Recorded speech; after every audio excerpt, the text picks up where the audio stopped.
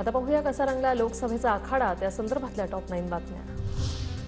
शरद पवार उद्या स्नेहभोजनासाठी येतील, माझ्याबाबत जनताच काय ते ठरवेल, धैर्यशील मोहिते पाटलांची प्रतिक्रिया। दुआओं में याद रखना असं म्हणत केली डायलॉगबाजी।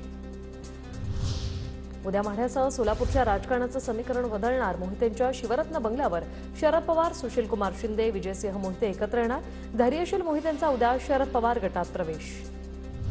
माढ्यात शरद पवार गटाचे अभय जगताप बंडाच्या तयारीत, मोहिते पाटलांच्या नावाची चर्चा सुरू असल्याने अभय जगताप नाराज, अभय जगताप माढ्यातून अपक्ष निवडणूक लढण्याच्या तयारीत।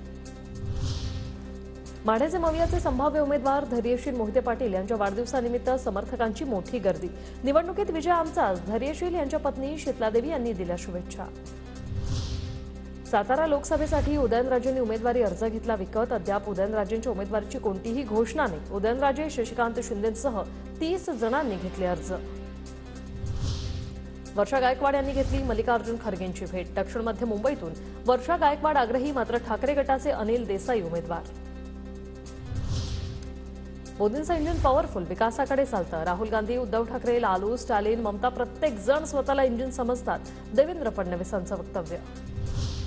आमचं सरकार आल्यास अग्निवीर योजना आम्ही बंद करणार, गरीब महिलांना वार्षिक 1 लाख भत्ता देणार, राहुल गांधींची भंडाऱ्यातून घोषणा।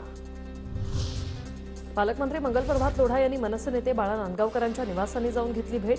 मनसेने महायुतीला पाठिंबा जाहीर केल्यानंतर भाजप आणि मनसे नेत्यांची पहिलीच भेट।